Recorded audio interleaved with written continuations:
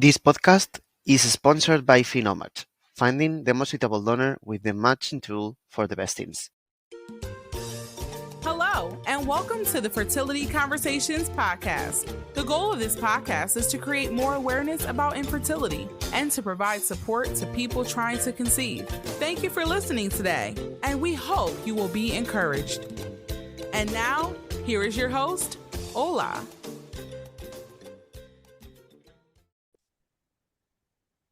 Welcome to another episode of the Fertility Conversations podcast. Today, we are joined by a lovely guest, Sarah Trimble. Sarah is a nutritional therapist with nearly 20 years experience working with the complementary health industry. She has a nutritional therapy practice in Belfast, Northern Ireland, which is one of my best locations to visit. And she also supports individuals from around the UK to improve their health with dietary and lifestyle changes. Supporting couples to improve their reproductive health has become a key focus of Sarah's nutritional therapy practice. Sarah is a good lover and keen cook, and she loves to focus on introducing new foods rather than eliminating foods from her diet and making positive dietary changes delicious. Yay. So welcome, Sarah. Thank you so much for joining us today. Thank you, Ola. Thanks for inviting me along. Hey, and we love that, adding more foods and not eliminating foods. That's a really important aspect of diet. Thank you. And, if you focus on introducing the good foods, there's less space for the bad in the diet. Yeah. So even just saying to yourself, I'm going to eat more of these good foods, these foods that are really nourishing for my body, naturally, you're going to be eating less of the bad. So, you never approach dietary change from this sort of attitude that it's denial. It's about trying new things, giving your body new things, giving your body those nutritious foods. I think that's a really important sort of attitude to have to dietary change. Yeah, that is true, because that's what we've been used to, right? Just diet, don't take this, don't eat that, just eat only. And then, of course, you're so restrictive that you feel like you're starving yourself. And then the one chance you get to eat, and you just eat everything. Exactly. And so many times, when someone sort of recommends dietary change, we're used to this whole, this is the list of what you can't have is the first thing that you are sort of advised when you're making dietary changes. It's all about like denial. Yes, reduce calories. Don't have this, don't have that. And I think nutrition's changed in general recently anyway, in recent years. But it's definitely my approach is like, oh, what can you have? Let's fill up the plate with lots of different vegetables. Let's have olive oil, things like that. Whereas, it's not like, oh, the first thing I talk about isn't what you should be cutting out of your diet, really. It's what we're gonna add in, really, Love it. So I've made a little intro about you. I'm not sure if there's anything else you wanted to add about yourself before we proceed. Yeah, I must say, as you said, I'm a nutritional therapist. I treat lots of different health concerns. Nutrition is very holistic. It's about treating the whole body. So if I see a client, even if they come to me for fertility issues, if they have gut issues, we'll also deal with that as well. Over the years, I've worked a lot in the UK with, some fertility health bodies, such as the Fertility Network. And with them, I also do focus quite a lot on how you can support weight loss for reproductive health. So maybe a lot of couples or women who are waiting to be eligible for IVF because they have a high BMI. I would sort of specialize in running courses and helping them achieve that in a healthy way. So you're not only just focused on losing weight, maybe in a potentially negative way for your health, but how you can lose weight and at the same time be promoting your reproductive health, hormone balance, etc. With a whole kind of nutrition protocol that will support that. So that's another real area of interest that I've kind of developed over the last few years. And it's really, really, really interesting for me too. Amazing. And it's a really important part of fertility treatments anyways, or fertility in general. People are really concerned about the nutrition. So having you here to answer some of our many important questions is really amazing. So thank you for joining us today. Yeah. So you just spoke about the fact that you don't like to eliminate foods, but one of the questions people always have is that, is there anything they should avoid if they're trying to conceive? Well, yeah, definitely. That there is that too, because there are those foods that aren't going to support your reproductive health in any way. So kind of number one, I would say is, cut out the processed foods or those real like empty calories. And they kind of go hand in hand. Processed foods usually are empty calories. So ultra processed foods, it's become a bit of a kind of a topic around the nutrition world nowadays, but those are those foods, essentially processed foods are the foods made for us by food companies that are not made with good ingredients. They're processed. A lot of the nutrients have been processed out of them. So they're giving us calories, but they don't have the nutrition in them. They don't contain the nutrients that they should do if we were, say, for example, to make that food at home. So just think of it as, we think of processed foods like biscuits, cakes, crackers, but it can even be ready meals. It can be, supermarket bread, all these foods that, they're, because the food companies are not making those with optimal high quality ingredients that are full of nutrients. So if you're basing your diet around processed foods a lot of the time, you're not going to be giving your body the nutrients that it needs to support reproductive health. And one thing I always say when we talk about nutrition for reproductive health, I always say to clients, if you think about your reproductive health, you're trying to get your body healthy down to a cellular level. You're trying to produce healthy cells. Women are trying to produce healthy eggs. Men are trying to produce healthy sperm. So think about all the nutrients that the body requires to produce those healthy cells, and a processed food diet is going to lack those. And I use the terminology empty calories. So empty calories are foods that are maybe calorific, but they don't have nutrients. So think of like a packet of crisps. It's giving you, so many calories, but there's no nutrition there. So you're filling up your body. You're getting the calorie intake, so you're meeting your energy needs potentially, but you're not meeting your nutrient needs. And so instead of a packet of crisps, you could have had an apple and a handful of nuts, and those are nutrient dense foods. So they're giving you maybe equal calories, but so much more nutrition alongside it.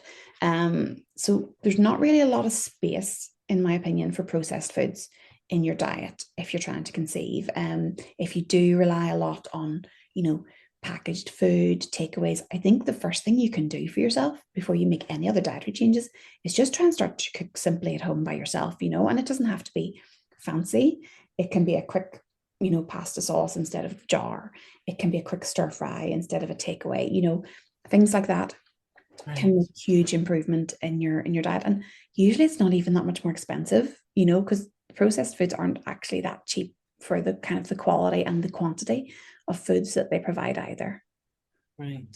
Yeah. Thank you for sharing that. I think it was really important that you said the nutrients that we need, because I think if you look at it that way and not just not the fact that you're hungry, you just eat something, but also realizing that your body needs specific nutrients on a daily basis. So that perhaps that can help us to change our mindsets as well. Yeah, well, that's why we eat, essentially. We eat, well, I always say to my clients, we eat for two reasons. We eat to give our body nutrition that it needs to do all the physiological processes. And one of those physiological processes is reproduction. Reproduction is, though, a very, it's a process that requires a lot of different nutrients. So that's a really interesting area.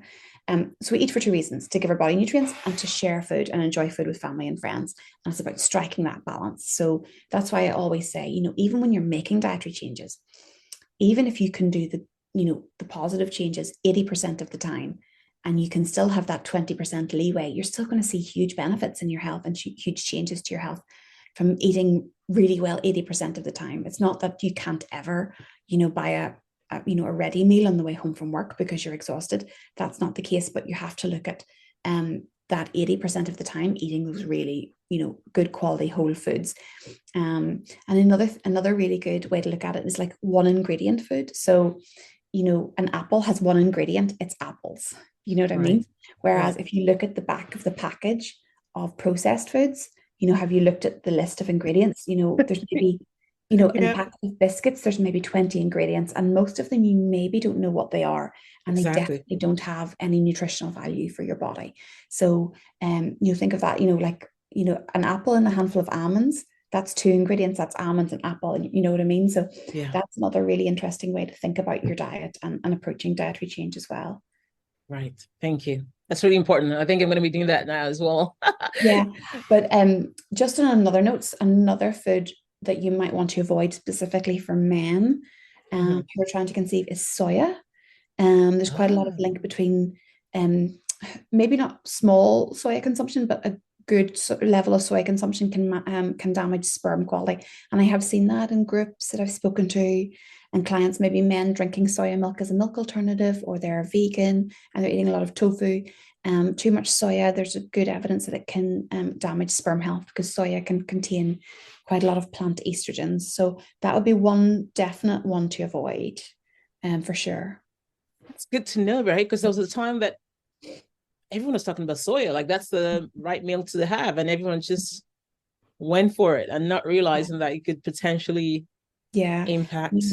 I would say maybe, one meal a week with tofu or edamame beans or something would be okay, but Right. definitely not soya milk every day, and definitely not soya yogurts, or some protein powders can sometimes contain soya protein. So I know a lot of men start working out and taking protein powders, and they're using soya protein. And I don't know if you've seen, Ola, like nowadays, quite a lot of companies are producing like high protein foods, Yeah. like Because they say protein it's granola. healthier, Exactly. Protein granola, protein Exactly. Yeah. pancakes, things like that. It's always really important to read the label on those, because quite a lot of the time that is soya protein that's been added in, because it's high protein but very tasteless. So you can kind of mix it in with the food and it doesn't change the flavor.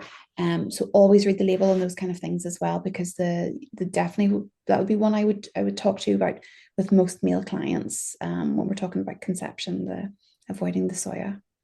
Thank you. Thank you for sharing that. Because again, male infertility is rising globally. So it's important that people know perhaps things they can do within their own homes to improve that Yeah, fertility.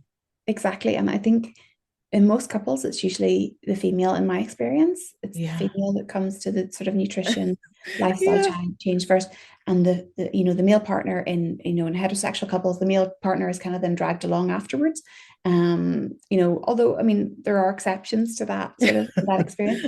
And sometimes even I'm working with couples and the male doesn't come along, or, but I always think, that's, the male sperm health, male fertility, that's 50% of the equation here Yeah. in trying to conceive. And, and women sometimes go, oh, I'll just do it all by myself. I'll make all the Exactly. changes, or I'll cook for him. But it's really important to do it together as a couple, I think. If it's a male female couple, for sure. Yeah. You're both making the changes to your diet. Thank you. Thank you for sharing that. It's good for people to actually hear that from you as well. Because I Mhm. think, again, like you said, there's been a lot of focus on the women, and that's probably because they think that's the woman that's going to get pregnant. Mhm. But like you said, they don't realize that it takes eggs and a healthy egg, healthy sperm to make a baby, or, so important that Yeah, people make changes. So thank you. definitely. Another thing that I think people wonder about is gluten or dairy products. Yeah. Does that need to be cut out? Because, sometimes we hear milk is good, you need it for your bones. Some people will say, well, it causes inflammation. So you're not really sure, should we be Yeah. having milk, or should we cut down milk, or should it be whole food or skimmed milk? Or Exactly. It's very confusing. And I must say, that's a question I get asked a lot about cutting out gluten and dairy. And I think, we're at a situation at the minute with kind of nutrition advice that, with social media, there's so much nutritional advice and nutritional noise, that it can be very difficult to wade through all that and know what applies to you. What's relevant to you. Should you be cutting out gluten? Should you be cutting out dairy? And, nutrition is, and nutritional therapy is very much a personalized approach. So, what I always say is, yes, the person who's sitting next to you, maybe they need to cut out dairy, but that doesn't necessarily apply to you. And I always do say, you should not cut out a major food group until you know for sure that it will benefit you, especially when you are sort of trying to conceive, you are potentially going to be pregnant in the future. It's really important to just be eating as varied a diet as possible. With dairy, for example, definitely certain people will benefit from cutting out dairy. Obviously, if you're lactose intolerant, you may know that already. But you can have low lactose dairy or some fermented dairy. So working with a nutritional therapist will help you realize what you can and can't have, and to make sure you're getting a varied diet and getting all the nutrients you need, even if you're cutting out certain food groups. With dairy as well, maybe women with endometriosis, there's a significant link there. A lot of women with endometriosis may benefit from cutting out dairy products. But in that respect, usually I recommend an exclusion for a few weeks. Monitor how your symptoms are responding and decide if it's benefiting you. For example, dairy products are one of the best dietary sources of iodine, which is a really important mineral for female fertility. So if you're just cutting out dairy because someone on Instagram or TikTok said it would benefit your fertility, but you don't know for sure, that's not something I would ever advise. And if you cut out dairy and you feel loads better, you feel like your digestion's better, you feel brilliant, that's okay. But work with a nutritionist to make sure you're not missing out on important minerals like iodine. So that is a really important, approach to take. Is like, make sure you're not doing any harm by cutting out that food group. Gluten, again, it's really personal. A certain percentage of people are sensitive to gluten, and they will really benefit from cutting it out. It can be pro-inflammatory. It can disturb the immune system in some people. So again, and those are very important considerations for reproductive health. Keeping inflammation low, keeping your immune system in balance. But again, I wouldn't really recommend cutting it out. Usually I would recommend maybe testing for gluten sensitivity.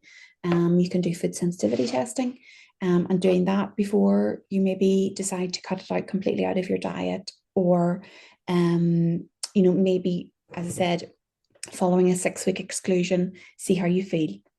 But if you are going to, again, be eliminating gluten from your diet, do work with someone to make sure you're having a balanced diet that is gluten-free, because you could be going, I mentioned processed foods. A lot of the gluten-free foods in the supermarket are incredibly processed and full of fillers, and, they're not made with really nice ingredients. So, you might need to work with someone to make sure you're getting a really good, balanced gluten-free diet, that you're maintaining your fiber intake, that you're getting a variety of gluten-free grains, and understanding what are the nutritious gluten-free foods that I can have, rather than just going to the supermarket and buying gluten-free bread, gluten-free bagels, gluten-free crackers, gluten-free biscuits, and relying on those, because, as I said, you can potentially go down the avenue of a gluten-free diet and end up eating a very heavily processed food diet as well. So it's that's a really good question, because that just exemplifies how nutrition is so personalized. And again, unfortunately nowadays it is such a minefield,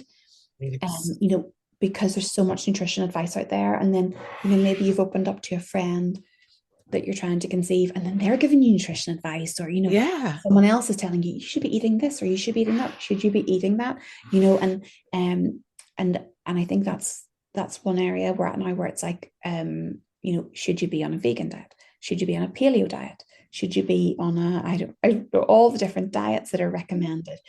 Should you be fasting? Should you be, it's really hard to know what applies. And then, I think I see a lot of people that are trying lots of different things, but they don't know if it's right for them. So then it's really hard to be motivated to stick to it as well. So whereas that's where, someone like myself or all the other really good nutritional therapists that are out there can really help you to decide, and 1 or 2 consultations can just set you on the right track and just help you, know what's right for you, essentially, is what I want to kind of convey there. Yeah, that's so important. Thank you for sharing it, because I think, again, like you said, what works for one person might be different for the next, right? And we always focus on who has been successful. So if you know that friend that has had one diet and then gone pregnant, and then tells you this is what I did, then you're quick to go do the same without realizing that perhaps their situation is totally different from yours, and that might not be what you need to do for your own situation. Yeah, exactly. And I think, the social media, the videos and TikTok, they can be so convincing, so, just take this one supplement and it's a really expensive supplement and you'll get pregnant. I find that really, I think that's a really kind of damaging kind of nutritional message that's kind of coming through there as well. Yeah. So important. Mm-hmm. And a lot of these people on, on social media maybe aren't even properly trained, accredited nutritionists either, Exactly. Some are influencers. It's pretty much Exactly. it. They're Yeah. just promoting a product or different products. 100%. Mm-hmm. And when you spoke about vegan as well, that's another thing that, people talk about, because just with inflammation as well, people say perhaps maybe it's better to cut out red meat, cut out chicken, cut out meat, and just be vegan or vegetarian. That might be better for trying to conceive. Is that something that people should be considering, or is it again in line with you need to check what's best for you? I would say, again, it's quite different, like veganism and vegetarianism, in terms of the nutrients that you can receive from your diet. Yeah. As I say, veganism, sort of first off, if you aren't approaching your vegan diet with a knowledge that there are certain nutrients that are difficult to obtain from a vegan diet, then you need to sort of have support with that. I would say that a vegan diet, if you're adopting a vegan diet just because you think it's better for you and your fertility, that's not the case. It is a vegan diet where you're cutting out all animal products, including dairy, eggs, meat, fish, chicken, poultry, shellfish, is lower in key nutrients that you do need for conception. So that includes B12, that includes iodine, that includes zinc, and that includes selenium and iron as well. So if you're adopting it for nutritional reasons, it's not the best for sure. If you have adopted a vegan diet and you're a long-standing vegan for ethical reasons, because you think it's better for the planet, because you're an animal lover, that is completely your choice. And I have some vegan clients who I have supported sort of to make sure that we at least sort of fill in the nutritional holes in their diet with supplements. We do nutritional testing to find out if they're low in certain nutrients as a result of the vegan diet. So, but I would say if you're looking at an optimal diet for conception, it isn't the vegan diet. So a really good example is dairy products as a source of iodine. We know that women who are vegan are much lower in iodine than women who aren't vegan. So you would want to be maybe making sure that you're supplementing that, filling that gap. If you are sort of have a long-standing kind of vegan plant-based diet.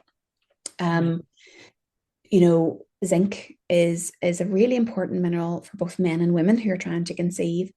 It's really important for men for like sperm production. It's a really important antioxidant. It can help with hormone balance. The best source of zinc in our diet is red meat. So, and that even stands for people who, are meat eaters who maybe avoid red meat. If you're avoiding red meat, perhaps you're not getting a lot of zinc in your diet. So it's, I think, again, over the past few years, plant-based diets, vegan diets have become really, really, really popular. Yeah. Again, social media driven. And some people feel a lot better on them, but let's be realistic. If you're looking at certain areas of our health, they're low in specific nutrients that we really need. And it was interesting that you said that meat can be pro-inflammatory, and that's true. Too much red meat can be. So those people that are eating lots and lots of red meat, that can drive inflammation. So it's more about quality of the meat you're eating. And I think that's a really important thing, is like sourcing really good quality red meat. Is it maybe organic red meat or plant-based red meat or wild? I'm a big fan of kind of venison, which you get wild in Ireland here. And that's like, a wild game, and it's so nutrient dense.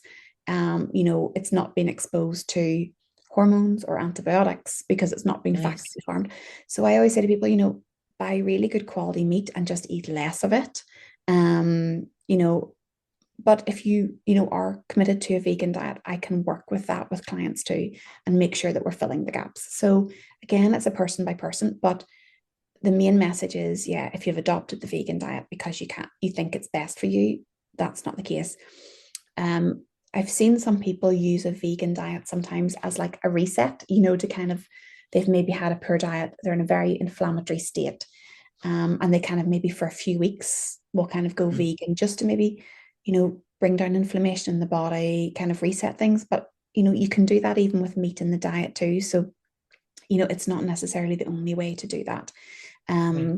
So yeah, I'm a big fan of having good quality animal products in your diet, in balance. I mean, some people now do refer to vegan diets as plant-based, and that would be, the real benefit of a vegan diet is getting plenty of plants, and getting your fruits, vegetables, beans and lentils. Those are such really good foods. So filling up on all those has benefits. And I think they should be the main part of your diet. They should be the most abundant element of your diet, the plants. But I think small portions of animal products are really important. And I also see a lot of women who are following either plant-based vegan or even vegetarian diets, who are maybe eating too many carbs, relying on carb-based meals and not eating enough protein. Especially for anyone, listening who is struggling with PCOS, that is not good for blood sugar balance. So it can be very difficult to balance your blood sugar levels with those kind of dietary approaches as well, because you inevitably are filling up, sometimes you've removed the protein element from the meal. So you then are filling up on more carbs, and that isn't great for your blood sugar, so that's a really, really important consideration too. Again, so very personalized, if this is you, if you're struggling with PCOS, again, maybe vegetarian and vegan diet isn't the best way to go for you to get on top of those imbalances that are going on within your body. I would say maybe just kind of to clarify between veganism and vegetarianism. Ola, vegetarianism, maybe where you're eating eggs and dairy on a regular basis, you're maybe getting more protein, but maybe just not enough of a variety. And I would say still with vegetarianism, still a potential likelihood that you're not getting enough key nutrients from your diet alone. And I did mention zinc, I've mentioned iodine, but there's also vitamin B12, which you only get in animal products. That's really important. We're always very keyed in on folate as, the key nutrient. Yeah. But, folate works together with B12, in supporting kind of egg health, conception. So alongside your folate, you need enough B12. So that's a really, really important one. And also your good fats from fish. I'm talking a lot about meat, but oily fish provide your omega-3 fats. So again, a vegan diet, vegetarian diet are lacking in those, and those omega-3 fats are amazing for both male and female fertility. They can support hormone balance, they can help your blood sugar balance, they can help with reduce inflammation, they support healthy circulation and nutrient and blood supply to the reproductive organs. I mentioned oily fish, and this doesn't even just apply to a lot of vegan or vegetarian diets. Most people don't eat a lot of oily fish, even if they eat meat. Nobody's getting, salmon, mackerel, sardines, anchovies, herring 3 times a week, which is what we should be aiming for. So, that's a really important consideration too, Wow. Mm. Nutrition is such a big part. I don't think we realize how important it is. Yeah. Because when you get into the details, like you say, why you need this and why you need fish and why you need meat and why you need iodine, we just don't see things that way. And it's so important to actually work with a nutritionist to understand how important it is to have these nutrients and how to eat right. Because I don't look at food that way. Like listening to you, I just eat. I'm just hungry. I just eat something, right? So, but I don't realize that you need to be mindful of what you're eating. And even just I'm not like one of those strict nutrition therapists, like you have to have this daily, but I think even looking at what are the general nutritional rules that you can follow daily that are going to help you hit these nutritional targets. Like I always say, when you sit down to dinner, make sure you're filling up half your plate with veg. That's going to help you hit your kind of your folate. And then I mentioned red meat, good quality red meat, maybe twice a week. These little kind of nutritional rules that you can set in place that maybe initially you have to make an effort, or you have to food plan, or, things like that. But after a few weeks and months, those just come naturally, because you've made the effort. So they become, you form habits. So yeah, maybe at the outset you'll go, oh, I can't do this. This is also, there's all these different new habits to kind of take on board. But in a few months, those will be second nature, and they'll just become your diet, and the way you kind of live. Maybe eating more beans and lentils, which I think a lot of people don't eat enough of. And I also think, because I mentioned this whole thing about folate. So, when you go to see your doctor, they'll say, well, you need to take folic acid or folate. Yeah. But, that's one nutrient that we know of, that obviously is supportive of kind of reproductive health, conception, healthy pregnancy. But, behind that, there's all these other nutrients that also play a role. And it's about getting a balance of all of those as well. And that can be from a combination of diet and supplementation, to get the body ready for pregnancy, improve your chances of conceiving as well.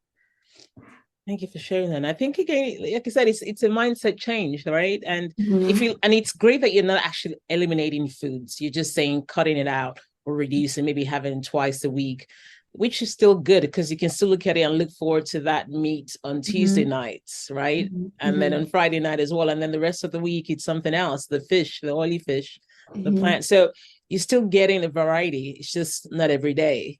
Exactly. Which is a good way to look at it. And you're still getting the nutrients you're supposed to take. Yeah. But as I said,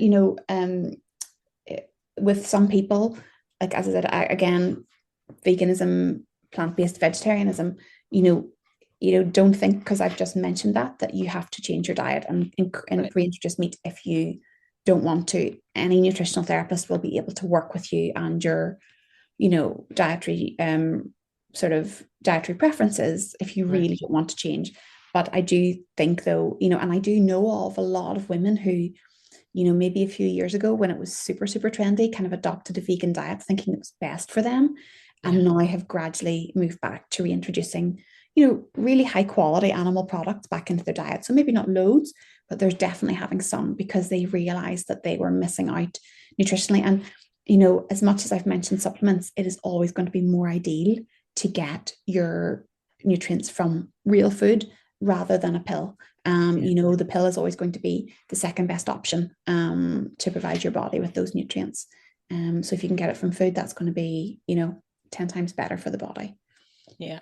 Thank you. It's good that you actually mentioned that about the supplements, because again, like you said, it's better to eat the foods, but people are always still concerned that, okay, well, just in case I'm not getting enough of this or that, and there's so many supplements, right? There's so many choices and options. And again, some people might say, I use this one and it works for me, but you're not even sure if that applies to you or not.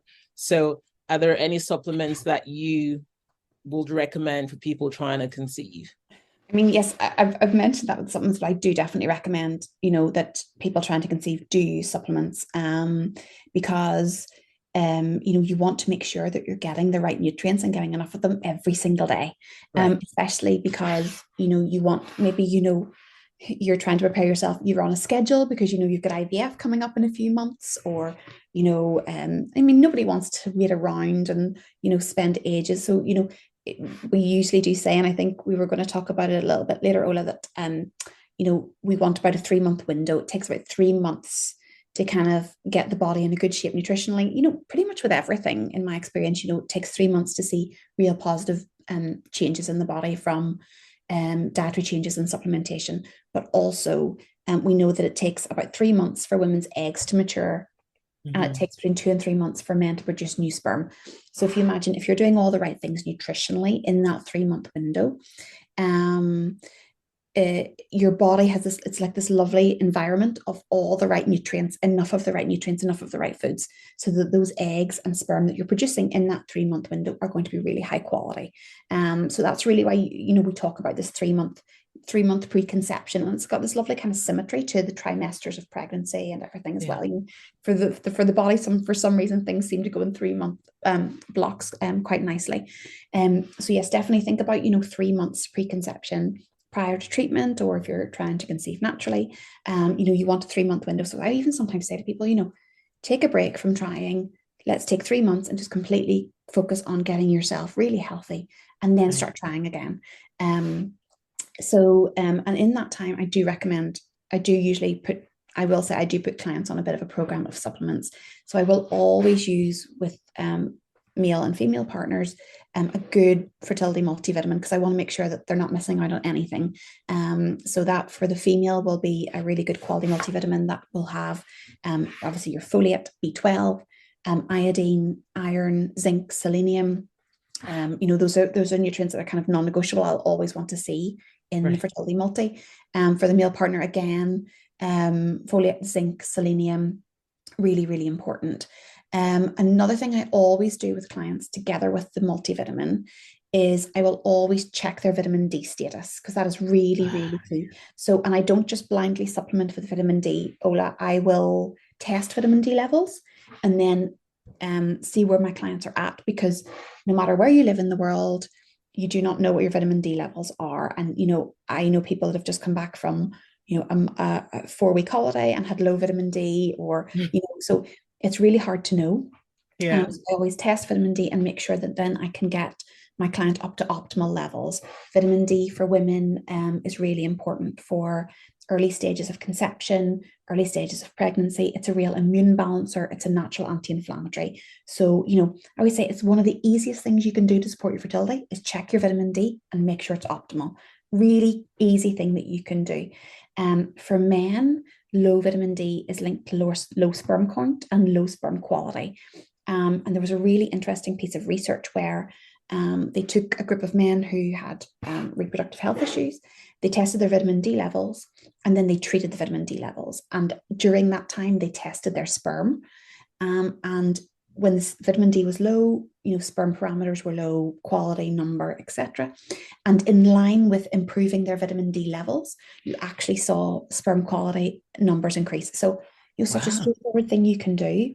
And there might be various reasons why you're low in vitamin D, living in Northern Europe, or maybe you're really good at putting on your sunscreen, you protect your skin every day, and you're putting on factor 50 on your face and you're covering up. That is another reason. Maybe for cultural reasons, you cover your body and you cover your head and you cover your arms every day. You're not getting enough vitamin D. So really, really, really important to do this. So together with the multi, I will test my clients' vitamin D and then make sure we get them on a really good protocol to get their vitamin D up to optimal levels. And then together with that, I will usually give an omega-3 supplement. These would be my 3 base ones, the multivitamin, the omega-3, and the vitamin D. Omega-3, again, because of all the reasons I mentioned, that the oily fish are really high quality. The omega-3 fats are really important for your reproductive health. But I often go with a really high quality supplement, because eating lots of oily fish, and this is one of those real areas of nutrition that, to go into, eating lots of oily fish can have heavy metals. It can have antibiotics. It can have toxins in oily fish nowadays, unless, you're sourcing wild salmon from, I don't know from where. So too much oily fish is not recommended, especially for women trying to conceive. Maybe just 1 serving a week. So for clients, I am much more happy and relaxed that they get their omega-3s from a high quality supplement that has been screened for heavy metals, screened for toxins. So that's where I would, and then maybe just have oily fish once a week, but we're meeting omega-3 needs from a supplement. So that's really, those are the kind of the 3 base ones. And then on top of that, I will use supplements, but it depends on the client and their specific needs. I use quite a lot nowadays, probiotics. So, these good bacteria, because I'm especially recently, I've started doing quite a lot of vaginal microbiome testing for clients who are trying to conceive. So, and we know that the vaginal microbiome is so important. And I must say, I'm having really good results with clients when we do that. So I will often recommend probiotics. I think they can have a really beneficial role. Probiotics, the good bacteria, and we're probably all aware of the fact that we have a population of good bacteria in our gut. And that has benefits for the rest of the body. So the good bacteria in our gut, they balance our immune system, they balance inflammation, they help our absorption of nutrients. They can also help hormone balance. They help us process excess hormones. So, all these areas that we know of that are really relevant to fertility health, like inflammation, hormone balance, nutrient absorption, your probiotic, your good bacteria can support that. But then for women and even for men now, we know we have a vaginal microbiome and we have a seminal microbiome. So you have a population of good bacteria in your vagina, you have a population of good bacteria in the semen. And we know that they keep eggs healthy, sperm healthy. And for women, having a really good balanced vaginal microbiome, it can help conception. So really important. I would do the vaginal microbiome testing quite a lot with clients who are maybe preparing for IVF transfer or have had failed transfer as well. And we look at the balance of the vaginal microbiome and see, can we get that in good balance? Are there maybe some bad bacteria that could be causing inflammation in the vaginal area, maybe interfering with implantation? And it's usually really quite straightforward to support. So that's for me a really interesting area, and a lot we can do nutritionally there as well.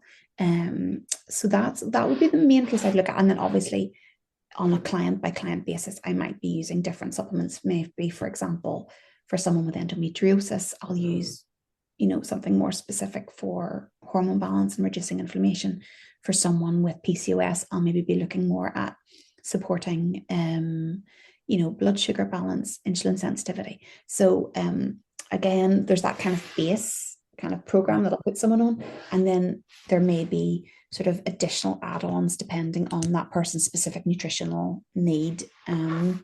So I do think I have seen clients who come in, Ola, who are already taking maybe too many supplements, and I think that's a really important conversation to have as well. That you can take too many, especially high potency antioxidants. Too many of those in the supplementation can actually be more harmful than good for the body. So I think that's another place where working with a nutritional therapist actually can save you money in the long run, because they will usually maybe not recommend as many supplements as you're kind of buying yourself, or maybe you've read a book and you didn't know what supplements were right for you, so you're taking all of them. So I think it's a really important thing that to understand that just because some supplements is good doesn't mean that more is better. I've worked with clients who've maybe been ordering supplements from the States, like DHEA and melatonin and things like that. It's so crazy that I keep smiling, because I feel like you're talking to me, because there's this time I had like a whole case of different supplements. And it was, DHEA was one of them. You just see someone on the internet took it and you just buy a whole bunch. Some of them are working against each other, and you just exactly. everything. And again, but that's such a natural approach, isn't it? Like someone said, take this, it's really good, but then you don't know, do you need it? That's the thing. And also, being very careful about supplementing anything that is actually a hormone in the body, like DHEA or, even melatonin, if you don't need it. It can actually be putting other things out of balance in your system as well. So, it's also, the antioxidants, that's a really important one, because we haven't really gone into it yet, sort of, Ola, but antioxidants are really important nutrients for protecting sperm health, egg quality. So antioxidants are like a type of nutrient, or kind of, I guess a type of chemical in the body. And you can get them from your food, directly from your food, your antioxidants, or your body produces its own antioxidants from certain nutrients. And then you can also get them in supplements as well. So antioxidants, the reason they're so powerful for supporting male and female fertility is that they protect sperm and egg cells from damage. So they prevent them from damage from like inflammation or oxidative stress in the body. And especially sperm cells are very vulnerable to damage. So antioxidants are really, really key for keeping those cells healthy. So at the end of 3 months, if you've had, say, for example, we talked about that 3-month window, if during that 3-month window you're eating an antioxidant rich diet, you've got an abundance of antioxidants from your diet, you're protecting those cells, the sperm cells and egg cells, while they're developing. At the end of those 3 months, they're going to be higher quality sperm and egg cells. So antioxidants are, amazing for female and male fertility. But antioxidant supplements, high dose, can actually have a negative impact. So we call it like the Goldilocks effect. So where, you have to get it just right. So, you don't want to have too few antioxidants. You don't want to have too many. You just want to get just right, because too many can actually damage cells. So this is where the body is really complex. Yeah. So, I've seen people taking mega high doses of CoQ10, and then they maybe also are taking, glutathione, alpha lipoic acid, etc., etc., etc. And you could be taking too many antioxidants, and that can actually damage cell quality. So I don't want to go too much into the science, but just to know that can be a factor. So if you're, going online and you're ordering, as I said, CoQ10, alpha lipoic acid, glutathione, all of these antioxidants, you might be taking too much together with your diet. For clients, for me, we always focus on making sure your diet is antioxidant rich from key foods, and also making sure you have the nutrients that then the body uses to produce antioxidants. So that includes zinc and selenium. So that's where zinc and selenium are always coming up for fertility health, reproductive health, because they help the body produce its own antioxidants. And if the body is producing its own antioxidants, it's never going to produce too many, so making sure you have those. Yeah, exactly. It's a more natural process. And just sort of like a quick recap, antioxidant rich foods are extra virgin olive oil. I recommend 2 tablespoons daily for everyone, so important. Mushrooms, especially like shiitake mushrooms, they are really rich in glutathione. Avocado for vitamin E, which is an antioxidant. All your berries are fantastic, all those brightly colored purple, pink foods. So all your berries, pomegranates, really great. Red cabbage, red onions, fantastic for reproductive health. Now, this is really interesting. For women, beta carotene is really important for egg quality. It's a really important antioxidant in the egg cells. So, those orange pigments that we associate in carrots, but you'll also get them in sweet potato, butternut squash, mango, peaches. Those orange pigments, beta carotene, carotenoids, are really important for egg quality. And the body actually concentrates those the beta carotene in egg cells. So really, really key. So for women, I always say, even if you make a salad every day, grate in a carrot, you're getting your beta carotene. Whereas for men, the antioxidant that's really key is lycopene, which is the one that comes from tomatoes. But what's really interesting about lycopene is that it increases the more you cook tomatoes. So a raw tomato has less. Yeah. So a raw tomato has less lycopene than cooked tomatoes, or like tomato sauce. So I usually recommend for my couples that are conceiving, for the male, to take like a dessert spoon of tomato paste, so organic tomato paste just from the supermarket. Drizzle it with olive oil, because actually the olive oil helps you absorb the antioxidants in it. So take that, or else put it on a cracker or something. That's like a natural lycopene supplement, and some really good research on that really helping with like sperm quality. So every day, come home from work, like if you want a snack, get your cracker, get your tomato paste, drizzle it with olive oil, and that is your kind of lycopene supplement every day. So really, really interesting, all these foods. So the main source should be the diet, really, for all these antioxidant rich foods, and then making sure then you have a multivitamin that provides these minerals that your body will use to produce antioxidants, rather than just going, okay, I need this antioxidant blend. So it's not to say I would never use it, but I would never use excessive amounts of those nutrient blends for clients. So thank you so much for sharing. It is so important that people get a nutritionist, because you just you just, like you said, you're flooded with so much information on the internet. You want to try as much as possible to do what's right. You buy everything, and you can't, sometimes you don't actually realize it can be too much. And it can do more harm than good. And you're also spending a fortune. Sometimes people come to me and they've maybe bought supplements from through Instagram or something. And I say, like, I can get you this something that is just as good a quality with just the right same level of nutrients for a lot cheaper as well, so maybe even half the price. And I think that's a really important thing to understand. Like, I am always amazed at the price of supplements kind of that are, obviously for me as a nutritionist, they come up on my kind of feed as well, quite a lot, all these supplements. And I'm always amazed at the price. I'm always like, I wouldn't spend £30 on that. You can get that a good quality alternative for 15, or so I think that's a really important consideration as well. You're maybe paying more than you should for that supplement because it's, it looks all fancy and the packaging's all fancy, and all that sort of thing. So definitely, Yeah, and even the vitamin D you mentioned, you was just surprised that, I mean, I live in Nigeria and so many people in Nigeria also have vitamin D deficiency because yes, we have sun all the time, but people don't like to go out in the sun. Yeah, exactly. So we actually avoid the sun. When it's sunny, you stay in. And then when the sun goes down, they're like, okay, I can come out now, which is different from what people might do in the West, right? You go out in the sun, but it's the reverse. So you can't assume that just because you live in a sunny place, that means your vitamin D is fine, because we're not in the sun anyways. No, definitely not. Yeah, I mean, apparently one of the places in the world where they have the most vitamin D deficiency is actually Australia, because it's a sunny country, but they're very religious about using their, factor 50. They're very, very, very much keyed into sunscreen and covering up.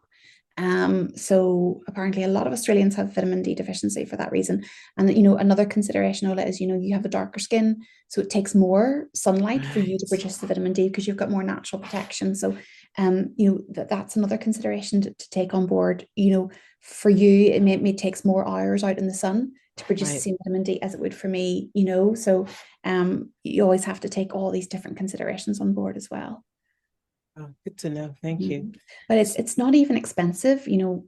Some doctors will test your vitamin D, but you can get a private test for relatively cheap. And as I said, it's like, it is one of the most straightforward things you can do to kind of look after your reproductive health.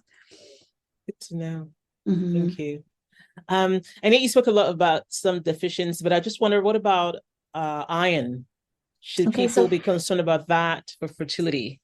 Yeah, definitely for women. Iron's an interesting one.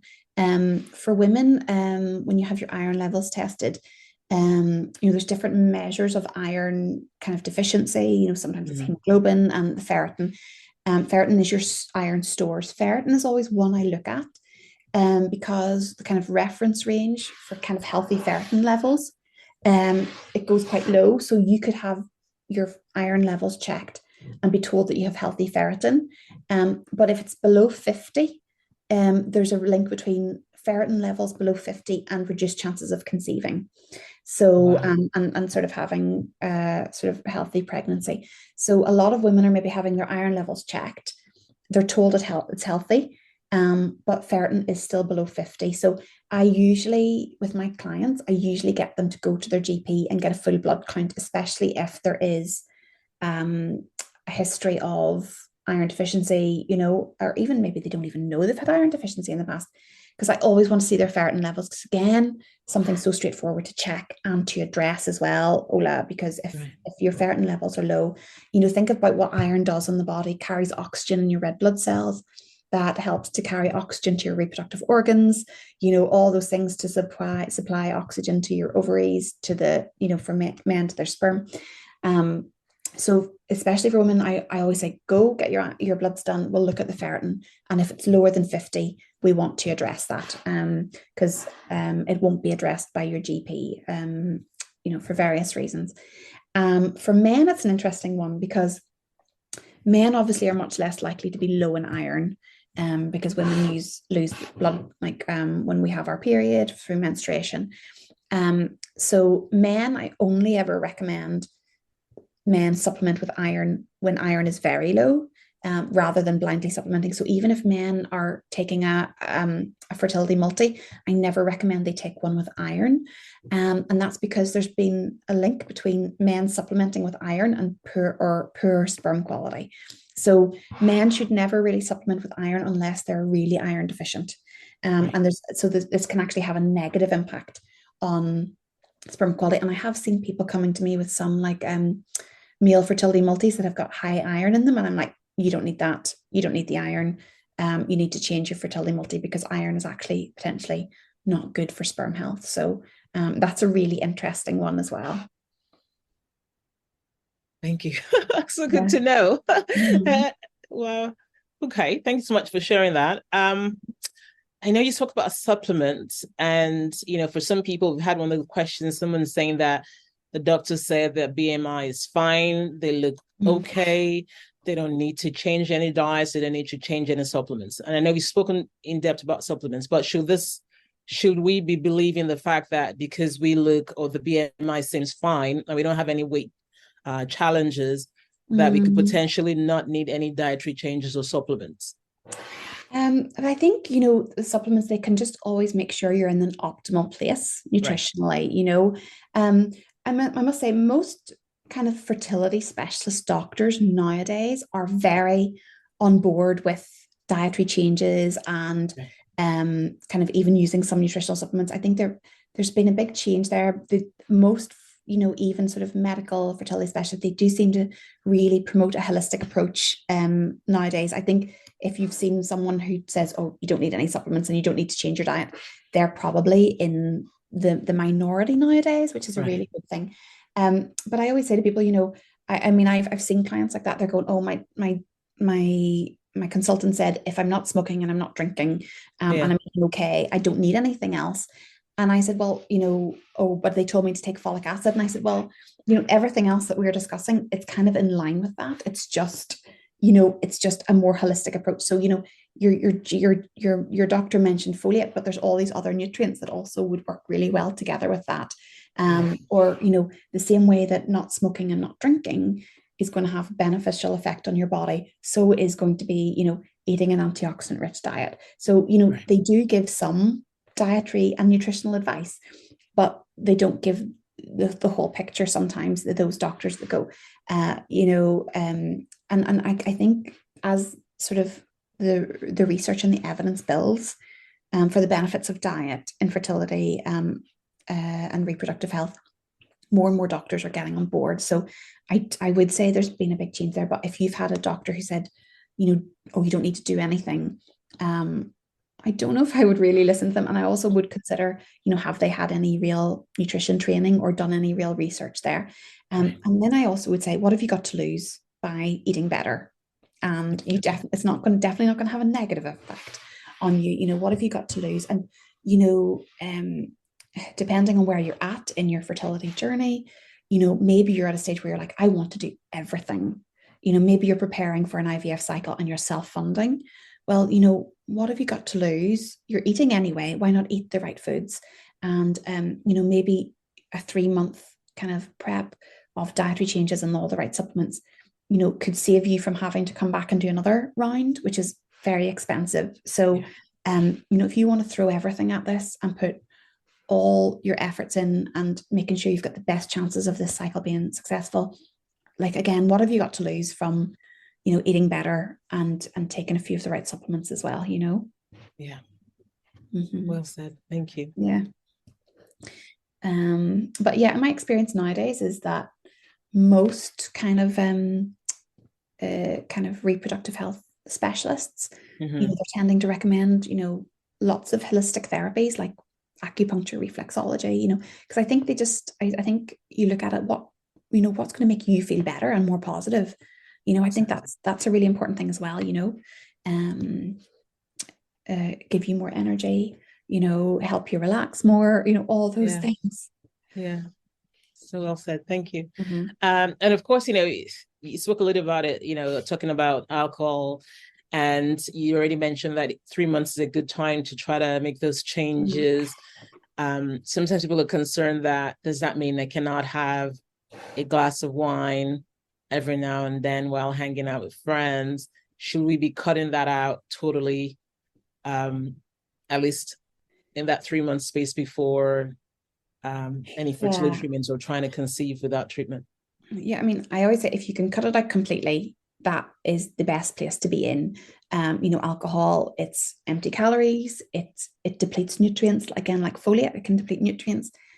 For women, it can affect your hormone balance. So, you know, if you can get rid of it, you know, that is the best place to be at. I mean, and I also think, you know, if you are struggling to completely eliminate alcohol from your diet and lifestyle, you know, maybe think about why, because, you know, if everything goes well, you'll be, you know, women will be pregnant and then maybe potentially feeding, and, you know, your lifestyle is going to change. So maybe this is the time to change it anyway. But then I completely understand, you know, maybe you want to go out with friends and have a glass of wine. I would say kind of real minimal. You know, I usually say to people, you know, no more than 2 glasses of alcohol a week is what you wouldn't want. And it's also really important that it isn't kind of what we would call like binge drinking, that there's an awful lot of, you know, there's no alcohol all week and then it's all binged in one night, because that's actually where alcohol really is very damaging to the body. And we talked about antioxidants as well. Alcohol will deplete your antioxidants. So you could be doing all the kind of right things and trying to eat more vegetables, increase your antioxidant levels in your body, and alcohol is going to deplete all of that as well. So, you know, I mean, really bringing it down to the bare minimum is really important. And then obviously, at any time that you could potentially be pregnant. So either, you know, when you've been ovulating, if you're trying kind of naturally, or during the 2-week wait, you know, definitely no alcohol whatsoever is what I would generally recommend for clients. But if you can really cut it out, you know, and bring it down to the bare minimum, that's the place that I would recommend to be at. And, you know, this whole thing like, oh, red wine for antioxidants, you know, the alcohol in that is going to negate the benefits of the antioxidants. So don't kind of fool yourself that you're having your glass of red wine for your antioxidant kind of dose of antioxidants on a Friday night, you know. But I also understand that maybe you're trying to conceive and you don't want people to know that you're not drinking. But you know, there's like a kind of, do they call it stealth drinking or stealth? Like so you pretend that you're drinking, but you're not. So you're maybe having like a non-alcoholic beer and people don't know, or you pretend you're having a gin and tonic, but it's just tonic water. So some people do that when they're, you know, trying to conceive, or even I've known people like maybe are early stages of pregnancy and they're socializing and they do that. You know, so you pretend that you're having a drink, but you're not. So there's ways around it if you're trying, you know, if the whole social side of things, you know, yeah. I must say there's a lot of really nice alcohol-free options nowadays, I think. You know, I think non-alcoholic beer tastes just like beer, in my opinion. And there's also like a fermented green tea drink called kombucha, which is actually really good for your gut microbiome.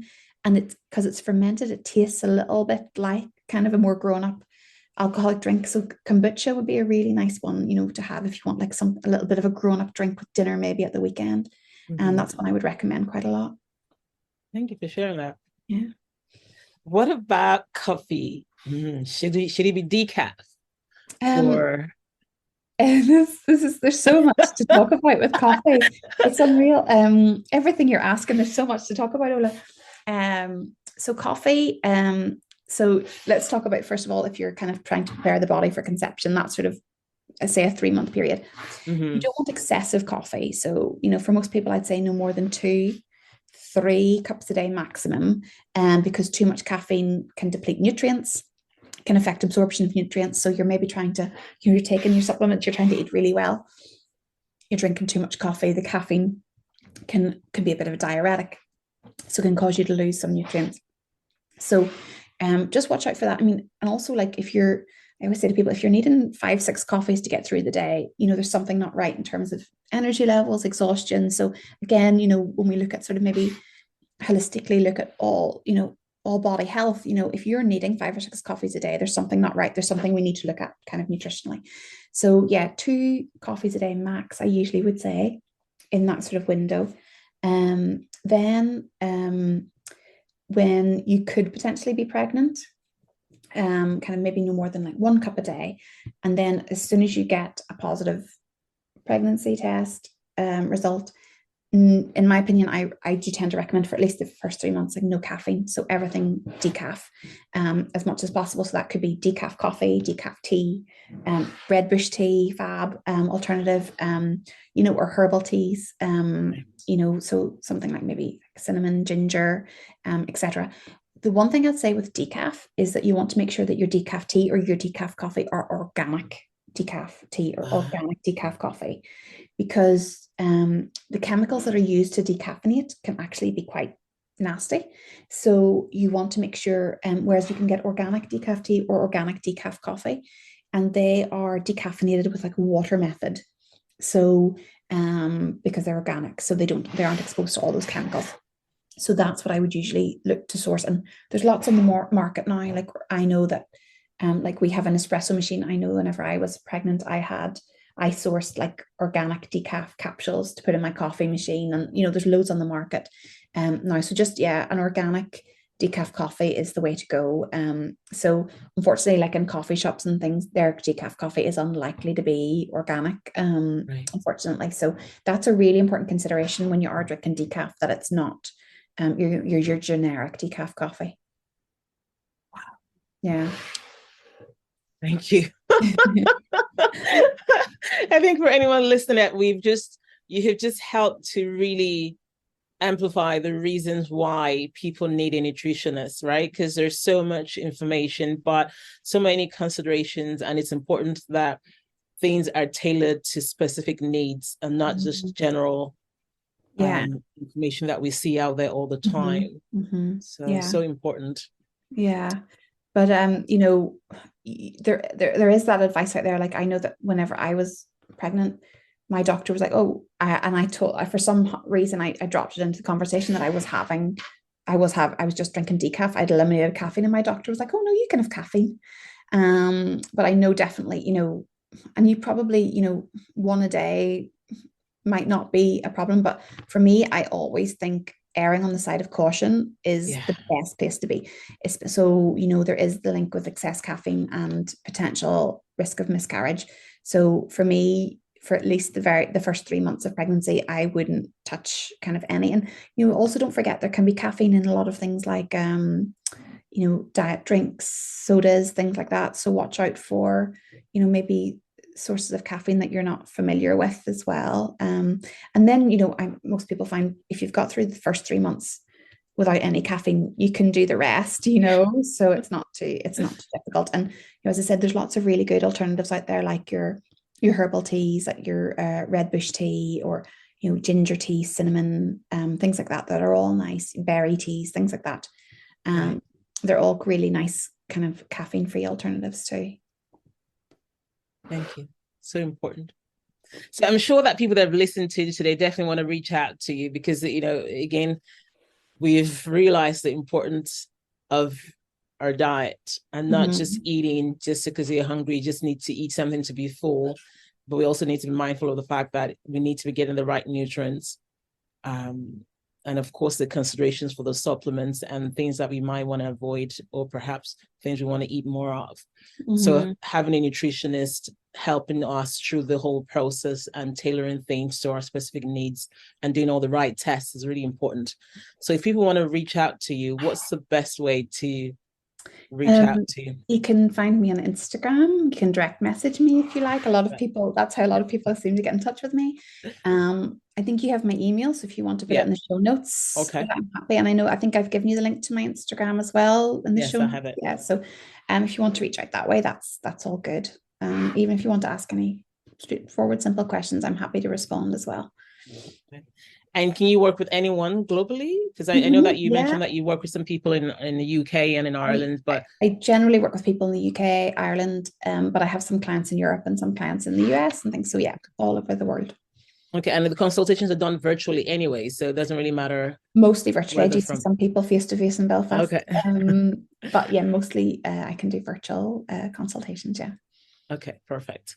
I wondered, is there any other information you wanted to provide? Again, I know that you've touched on so many aspects already.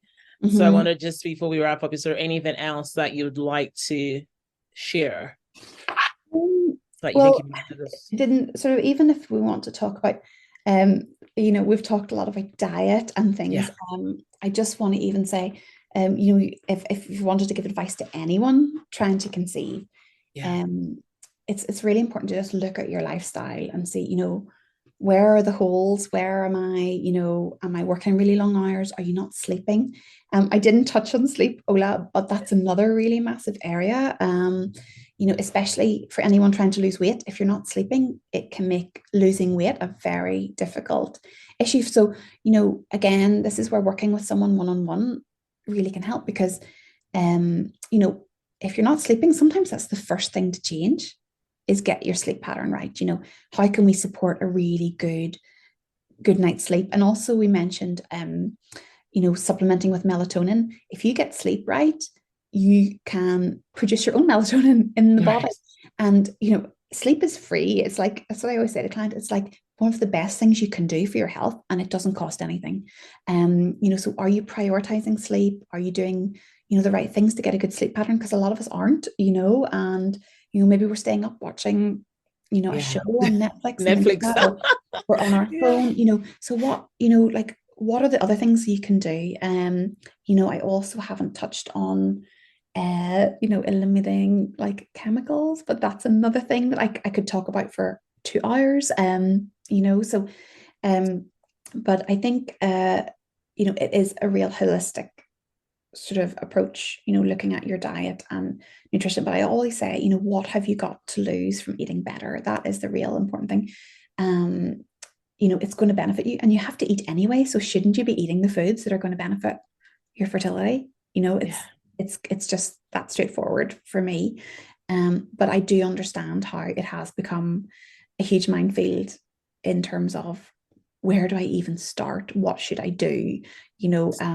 Should I start with the supplements? Should I get any, functional testing? Because I know with fertility, there's so many tests that you're maybe recommended by fertility clinics, or you see all these different tests. And again, someone like myself can help you decipher, and determine, what should you be testing for. I actually have like an Instagram post about even, the straightforward full blood count that your doctor does. That can actually, if someone brings me one of those, I can look at that and go, okay, this is already somewhere we can start from. Is iron low? Is your blood sugars high? Is your thyroid potentially off? So sometimes, you don't have to initially go and pay £300, £400 for some of these fancy tests. Let's start with a full blood count. Let's look at an assessment and see, so I do think I can understand if you're having treatment and you're already spending a lot of money on, a fertility clinic, to start to pay a nutritionist again, an extra fee can be a lot, but I think it can really help you wade through all the noise and know exactly what you need to do. So I think it can actually save you money in the long run as well, Definitely can. And just knowing what's right, because again, there's so many options, there's so much information out there, and you're not sure which one is right, which one is wrong. So coming to work with a nutritionist that is licensed is much better, because you know that what you're getting is information that's actually relevant to you. Yeah, and I also think, some people go, oh, well, all this information is actually conflicting. And I'm like, maybe it's not. Maybe we can actually put it together. But I also think, sometimes just taking your information from, as I said, social media, or someone who doesn't really know, it can actually be more harmful than good. Like, for example, there's some evidence coming through that fasting is not good for women trying to conceive. And a lot of people who maybe are trying to lose weight, or just, are very focused on maybe health or reducing inflammation, might think, oh, fasting has all this really important evidence, and I'm like, intermittent fasting and all that. Yeah, exactly. And there's some evidence that that's not actually ideal for women who are trying to conceive. It may be more beneficial for women in their later life, maybe kind of around menopause, but fasting maybe isn't ideal. It might be okay for men, but not for women. So, it's about applying all this, and then even just the real straightforward things you can do. Like, there's so much interesting research on, even a handful of nuts every day, improving sperm quality, So, and sometimes small changes can actually kind of bring about, over, say, 3 months, can bring about, real important changes and improvements in your overall health. It's about consistency as well. And I always say to people, it's not what you do occasionally, it's what you do every day that is going to have real benefits. So, okay, you had a glass of wine at the weekend, but you had, you know, a handful of nuts every single day during the week, you know, so things like that are really important to remember. And not being too strict as well. Like, as I said, it's the 80-20 rule, you know, so you can have a night off. That's a really important thing to remember. At the weekend, maybe give yourself get a takeaway because you're exhausted and you need a break, and you just want to sit in front of the TV. I completely understand. If you've been eating well all week, that is not going to upset the apple cart, you know, in terms of your nutrition. Yeah. Thank you so much. You're welcome. Really so helpful, Sarah. It's been amazing having you on here today. I feel like myself and every listener feels like we're so much more informed now, and we actually just really realize the importance of not just doing things because someone on the internet did it or because your friend did it and it worked out for them. Everyone is different. Yeah. And every fertility diagnosis is different as well. So you don't know what that person had and what you actually have. So it's important to not just do things because you see it on the internet, but actually get your own tailored definitely consultation. So that way you can approach it better. For sure. So thank you so much for your time. I know you're so passionate about this, and everyone can see the passion and hear the passion in your voice. So thank you for all that you're doing and for coming to answer all these questions that we have. Of course, all your details will be in the show notes, so I know that people will definitely be reaching out to you for consultations on how to move forward with their own fertility journey. So thank you for all that you're doing. No, thanks for having me. I really enjoyed it. We've got so much. There's so much that we probably didn't get covered. I know. Perhaps we might have a part 2 because we could have a part 2. So that we can touch on all those other aspects like the chemicals and other aspects that you might want to go in depth about. And sleep, etc. Yeah, definitely. There's more we could talk about for sure. Yes, thank you so much. And yes, and thanks so much. Go ahead. I really enjoyed just talking about it. Yeah. Yes, thank you. And we look forward to having you again in the near future for the part 2. Yeah, we can do that. Thank you. Thanks for joining us this week on the Fertility Conversations podcast. If you enjoyed this podcast, please give us a 5-star rating and subscribe. Follow us on Instagram at Fertility Conversations. If there are any topics you would like to have discussed, please send an email to fertilityconversations@gmail.com. Be sure to tune in next week for our next episode. Thank you again for listening. Take care of yourself and do stay hopeful.